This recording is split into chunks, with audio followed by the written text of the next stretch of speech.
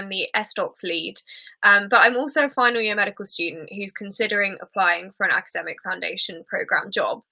So that's the reason why I'm here today, chatting with some of our friends about how to choose the right AFP for you. So I'm absolutely delighted to be joined once again by our friends Faris and Dimitri. Dimitri, would you like to introduce yourself? Hi everyone, my name is Medics.Academy. I am an academic foundation year 1 doctor in Oxford and graduated from Imperial College London in 2020. That's lovely. Thank you so much for joining us today. And Faris, would you like to introduce yourself? Hello, my name is Faris Hussain. I'm one of the academic FY1 doctors currently working in Cardiff at the moment, and I'm currently doing paediatrics as my first rotation. Thank you so much for being with us this evening, both of you. So first of all, I'm just going to ask a question to Faris. So why did you choose your foundation programme? Yeah, so the reason why I chose my programme, so I did a bit of research looking at various different programmes for the academic foundation programme across the UK. And I think what most struck me towards applying for a programme in Wales is, unlike the programmes in England, where you know your rotations for the first 2 years and you usually get an academic block, so a 4-month period where you get time to do a job within research, medical education or leadership. What attracted me to the rotations in Wales was the fact that you had that academic time spread throughout the academic year. So for example, with paediatrics, I get protected academic time, which works out on average about 1 day a week, 1 day a fortnight, and I'm allowed to use that time for whatever activities that I wish to pursue from my own interests and also from discussions with my supervisors. So I don't think when I was doing research into other programs in England, none of them really offered that. And I suppose the rotations that I'm doing this year, so that includes paediatrics, ICU and respiratory, all specialties which I was interested in. And through doing this particular academic programme, it allows me to pursue different projects within those specialties, but it's also allowed me to develop projects within medical education. These include a teaching programme that we set up for the year 4 and 5 medical students at Cardiff University, and also a question writing programme for the F1 doctors within South Wales. Because of sort of the flexibility that this programme offered, I suppose that's what the main drawing factor was to applying to do a rotation in Wales. Not that I saw a huge disadvantage in applying to one of the programmes in England. I thought there were simply more opportunities to do a greater variety of projects within doing the Wales AFP programme. The biggest downside, and this is the same for anyone applying for even standard rotations within Wales, is that I don't have a guaranteed academic F2 year. So you have to reapply for F2 within Wales, and the application process finishes in March. So that's kind of also good if I've decided by December, January time that I actually don't want to do an academic F2. But it also means you've got to go through a competitive application process again. Okay, that's great. Thank you. And Dimitri, same question to you. Why did you choose your particular academic foundation job?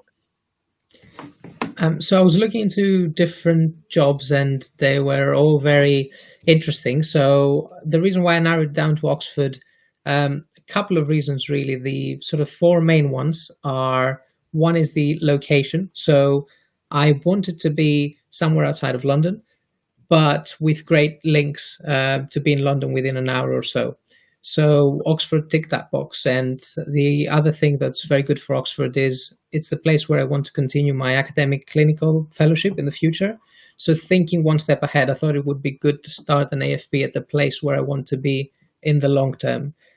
Which brings me on to the second point, which is research. So Oxford has some great research facilities, and I was fortunate to be a summer student as a medical student in the past and to experience it from firsthand. So I thought it would be a great place to be, and there are some absolutely amazing supervisors who are really keen to help students and are very good at what they do.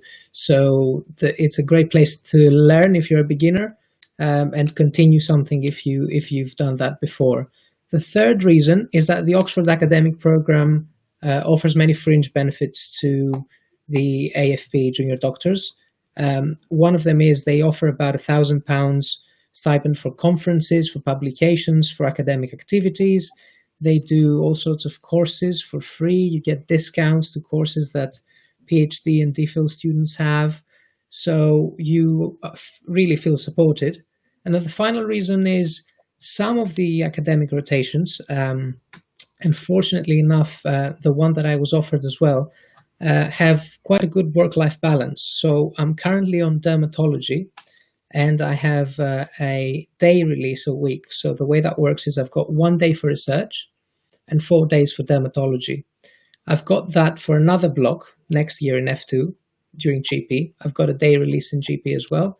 And then at the end of my F2, I will have a block, my research block, instead of being a full-on 4 months research block, it's 4 days a week of research and 1 day a week of clinics, of trauma and orthopedics in this case.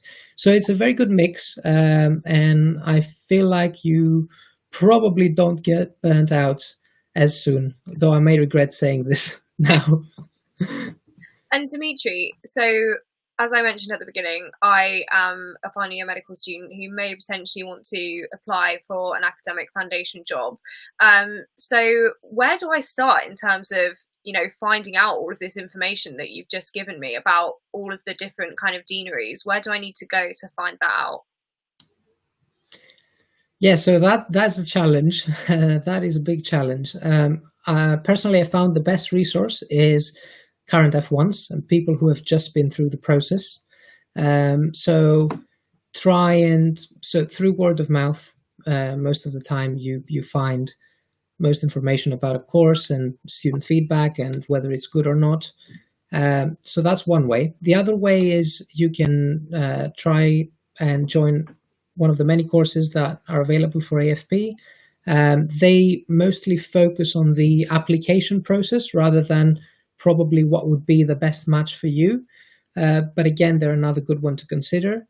And also you can have a look at their websites. So some websites are old, some websites get renewed and every now and again. So this might be a good sign as to how much attention they give to the program and how much focus they give to their AFP. So maybe this is another important factor for you to consider as well. That's great. Thank you so much. And Faris, same question to you. How did you, go about doing the research to try and find where you wanted to be?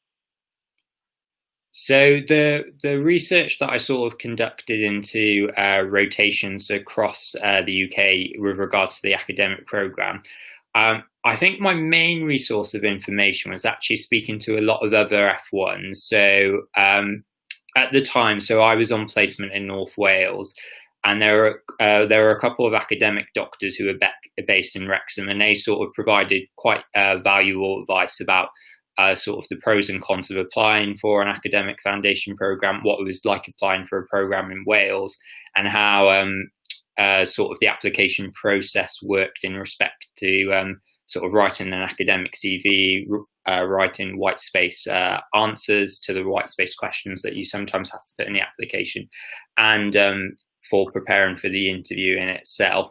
I also got in touch through mainly through from memory, it was like our sort of our university Facebook group to see where the doctors who had previously graduated from Cardiff, who had done AFP, where they had gone across the UK, and just to ask them advice with respect to how they were finding their academic programs.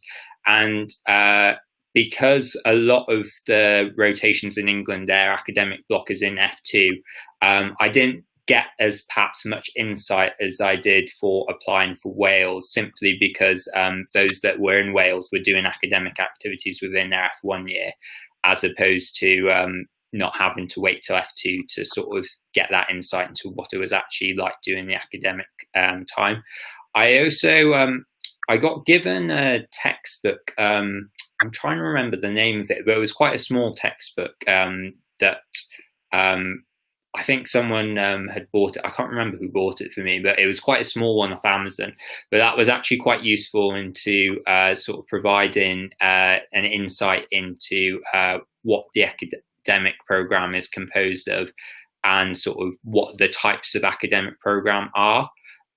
So you can do different types of academic rotations that may be focused in medical education, may be focused within a particular specialty, or may be focused within leadership.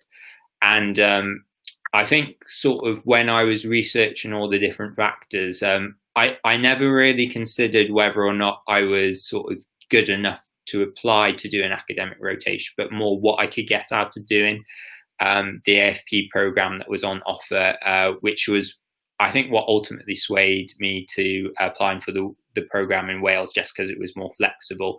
I think from looking on the different deanery websites, because one place I didn't end up applying there in the end, but I was heavily considering applying for the academic program in the Severn and Peninsula Deanery.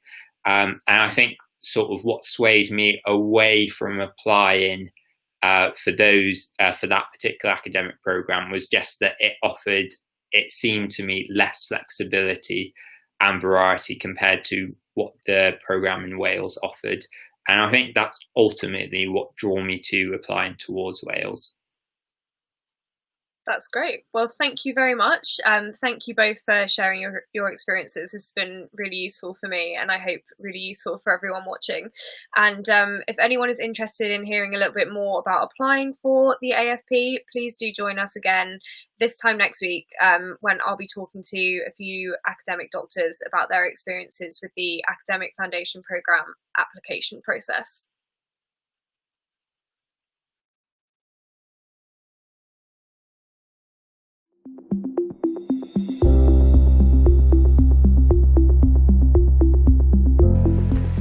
Hi, so my name's Zaid. I am an F1 in West London, and I just completed the Medics.Academy training in teaching day 3 course. I think it's structured in a really nice way with a lot of resources you can permanently access. The course isn't over after 3 days.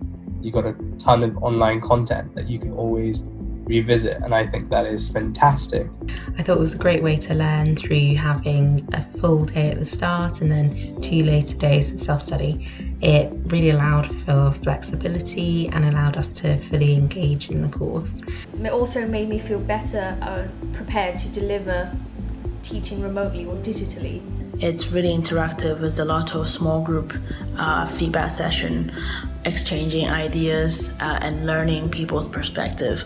After actually doing this course, I realised that teaching is more of a science, and it's really important to get clear feedback so that you can improve your teaching. This course also encouraged me to think thoroughly about what my audience actually wants from my teaching session, and also how I can keep them better engaged.